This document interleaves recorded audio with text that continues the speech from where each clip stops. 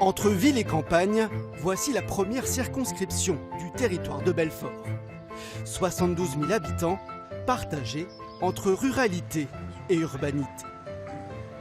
Ici, le député Damien Meslot a décidé de passer la main après 3 mandats successifs. Et c'est Yann Boucard, son ancien assistant parlementaire, qui compte bien reprendre le flambeau, la jeunesse en plus. Il est clair que je me place dans la continuité du travail fait par Damien Meslot depuis 15 ans, un travail de terrain, un travail de proximité, à l'écoute des citoyens de la première circonscription du territoire de Belfort, à la fois sur les grands dossiers comme sur les problématiques plus individuelles.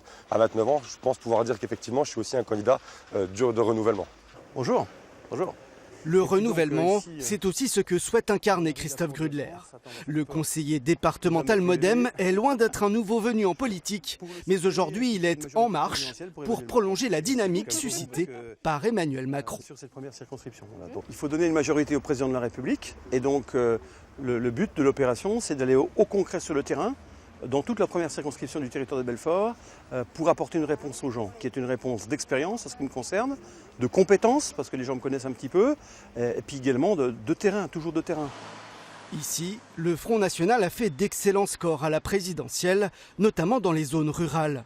Un vote frontiste que Jean-Raphaël Sandry souhaite amplifier.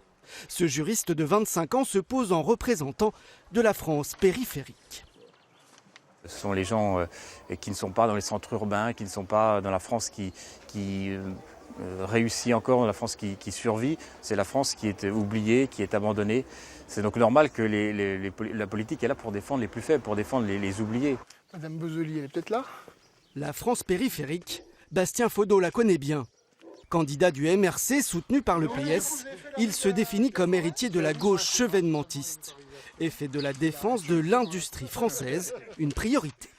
Il faut être capable de mettre en place un protectionnisme intelligent, un protectionnisme qui ne soit pas un refermement sur nous-mêmes, mais on ne peut pas continuer d'exposer littéralement l'ensemble du travail à la mondialisation sans rien faire. Mais il faudra aussi compter sur Anaïs Beltrand. La candidate insoumise pourrait créer la surprise. Au premier tour de la présidentielle, son parti est arrivé en tête à Belfort. Cette circonscription s'annonce donc plus indécise que jamais.